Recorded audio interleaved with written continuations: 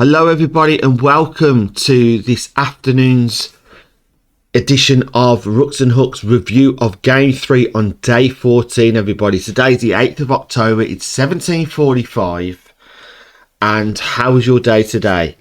We've had a fantastic day today. We've had a little nap because we caught up on lack of sleep last night, been out and about with work, got back.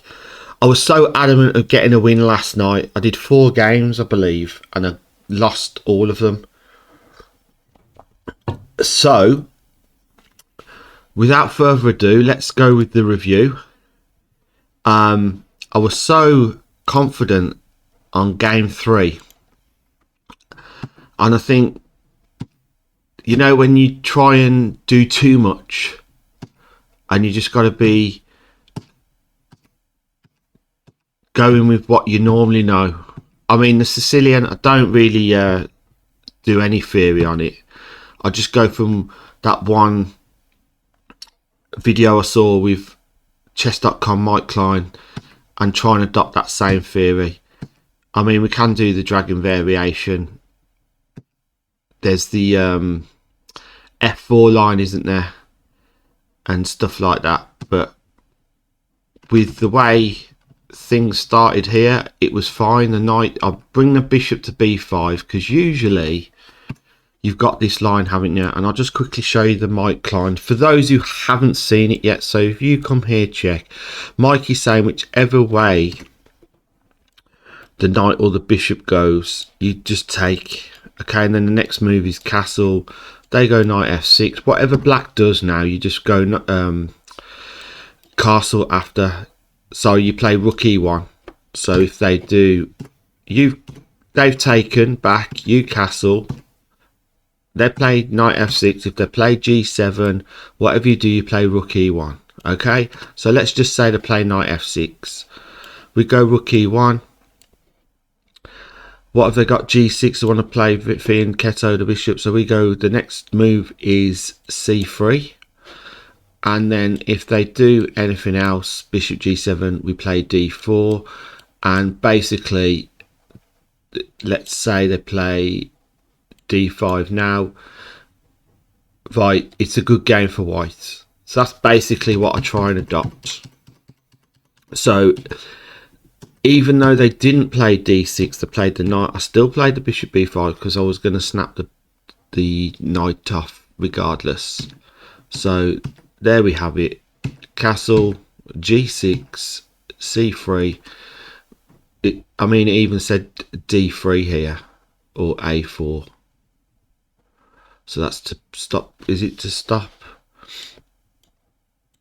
this? Is it to stop the push of the pawns there? Okay, let's look at d3 quickly. They've got bishop g7 and are they saying rook e1? Yeah, rook e1. And let's say they went knight f6. What they're saying now, h3 to stop bishop g4. Okay, but isn't there's a4. What about knight c3? You've got b6.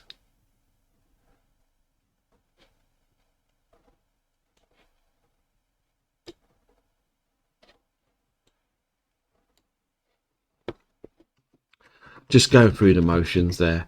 So we castled, the played g6, we played c3, sorry, they played bishop g7, we played d4, the c takes d4, c takes d4, knight f6, and then rook e1, castles a bishop d3 to put an extra defender on the d4 pawn. So we had the knight, we had the bishop, we had the queen. They just have the queen and potentially, yeah, so I missed that, didn't I? So what was the alternative to that? We had h3 or we had bishop g5. Could have played bishop g5. Now when I played bishop e3 and they took, why didn't I play here? What was wrong with that? Knight to hg5, bishop to hg5, bishop e6, knight c3. That's why bishop d4, we lose another pawn. Okay. So we played knight c3. The knight came away, didn't want to take off the knight. So we had d5. We had h3.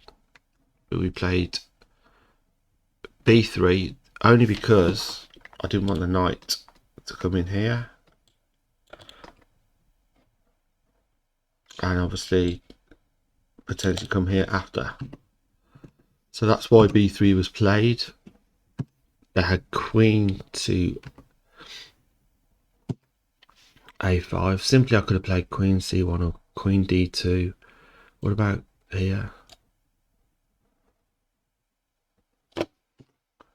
Queen c1 the same as, but no, we played queen d2, didn't we? So I had the queen and the bishop on the same diagonal. So that was the best plan for myself in my own little way. And then I was thinking of, if they played bishop f5, I had this in mind, didn't I? Let's say they come back and defend. We were going to plan. That knight comes here, okay. You know, just to threaten the mate in one there. But the knight would have come back and defended, so we had ideas of getting the rook. Let's say they went rook fd8, get the rook here. Oh no, sorry. We'd have to get rid of the bishop first, so g4. Where would bishop takes g4? Queen f5. h3. Rook takes d4. H takes g4. This is very in depth. Queen takes g4. Check. Yeah, so it's going a bit down the river there, isn't it? So that was the plan of getting a mate in one attack going on. But it did to no avail. I mean, it's always good to have a plan than no plan at all, as the great grandmasters say. I'm not sure if that was Topalov or who quoted that. Let me just Google that. I was saying that. So let's do it on which grandmaster? Trivia time on Rooks and Hooks. So while we're finding that out on the phone, we went queen d2. So they came, they saw, and they conquered because they wanted the bishop on e3. That's what I was thinking. So which chess GM said a plan is better than no plan at all?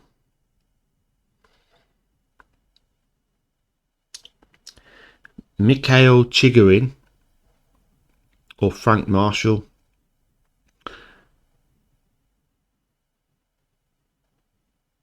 So I'm guessing. Oh, it was Emmanuel Lasker said that quote. So there you have it. Just to clarify. So I wasn't bothered about the knight taking the bishop here because I was just developing. So we were played rook ac1. We've got the rook covering the c file here. And then Dave, what did they have instead? What did we have instead of rook ac? No, it was saying rook ac1 or h3. Okay, h3 for what though? Why h3? Just to have an escape square for the king, was it? So we played rook ac1. They played rook f2. They played rook d8. Sorry, and knight d4 to propose here, was it?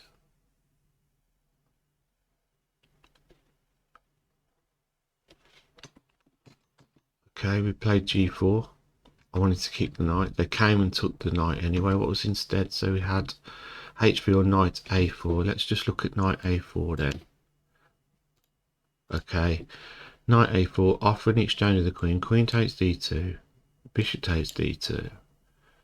Knight, I did actually think about, but it was earlier on pushing the pawn, so knight takes d4, bishop takes d4, rook e7. Oh, okay. Then they have bishop takes f2, king takes f2, rook takes d2, king e3. That would have been better, wouldn't it? A little less claustrophobic around the middle of the board there. So the knight, we played rook ac1, rook d8, attack the knight's taken, the rook takes, queen takes e3 was better, bishop takes g4,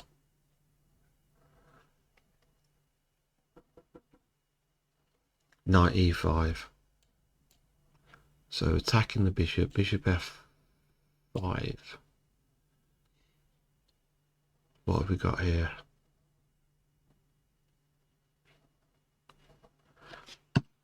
But instead of knight e5, I would have taken the pawn, maybe. What's wrong with that? Bishop takes, oh, we lose that. Sorry, we do it.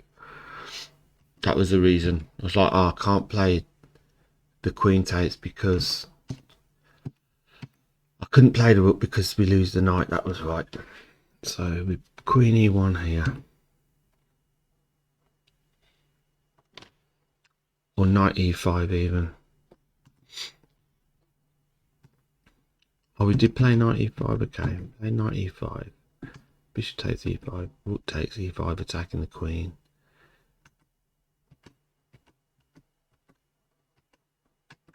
So there's a better way. If queen takes e3, bishop takes g4,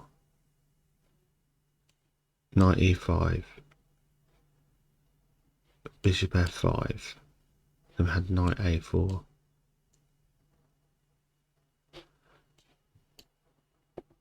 queen takes e5, queen takes e5, d takes e5. So that's how things could have gone, but that was not the way for that game. So rook takes e3, bishop takes g4. We went knight e4 to attack the bishop on g4, bishop takes e5, and then we missed the fact that we're going to lose a rook here after this move order. So rook takes e5, queen takes. I didn't want to take the queen here because try and hold out for a queen as long as possible. The same rook a1 to defend. It's like minus 6.9 on the Richter scale. So I played knight to a4, queen takes d4, so we were forced to take. Okay, queen c3. Are there any alternatives? Let's just go back. It was either queen takes d4, queen c3. Okay, the queen takes, knight takes c3, queen rook to d2.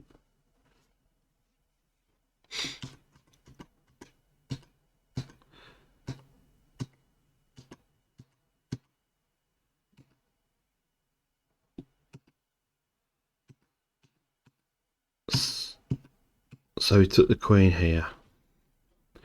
Let me just drop that down to 2.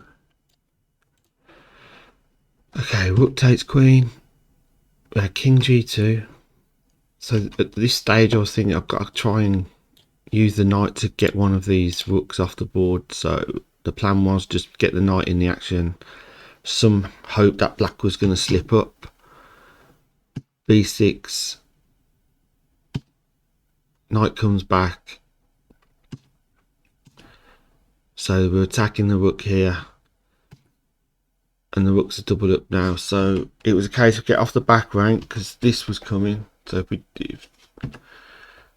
I don't know, if we if we hadn't played the king up, let's just say we had this, this was coming, wasn't it?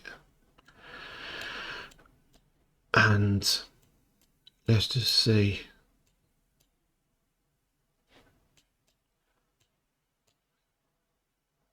Yeah, the knight's pretty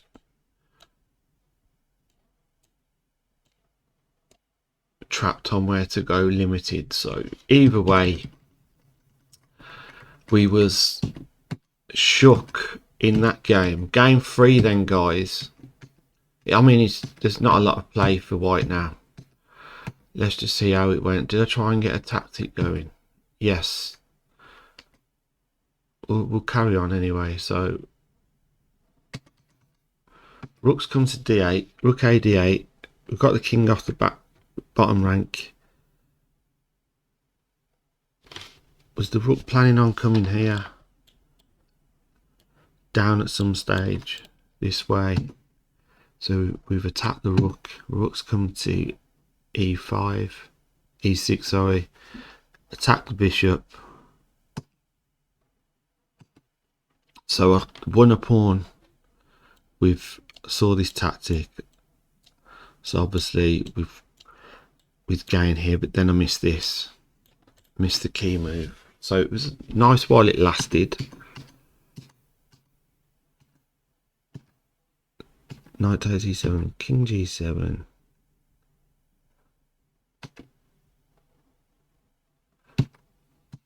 And that's pretty much game over, isn't it? So yeah, let's just go back, right back to the start. Let's just look at d4, knight takes. Usually if they play this line, I snap this bit's knight off straight away.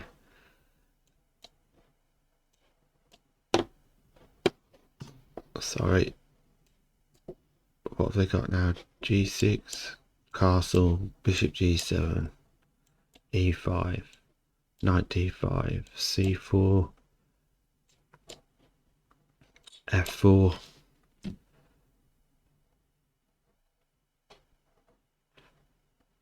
Right, so that's just another line that I look at. So if I get d4 after knight c6, rather than play the bishop, play d4, and if they take, we take. If they play a developing move, always take that knight off, because just find that c6 knight annoying. Okay, knight c3. Well, they end up taking it anyway, so you know, there's something to look at. But yeah, that was game 3, everybody. All right, guys, thank you. Game 3, day 14, and we will review game 4 straight after this one. All right, guys, see you later. Come on down.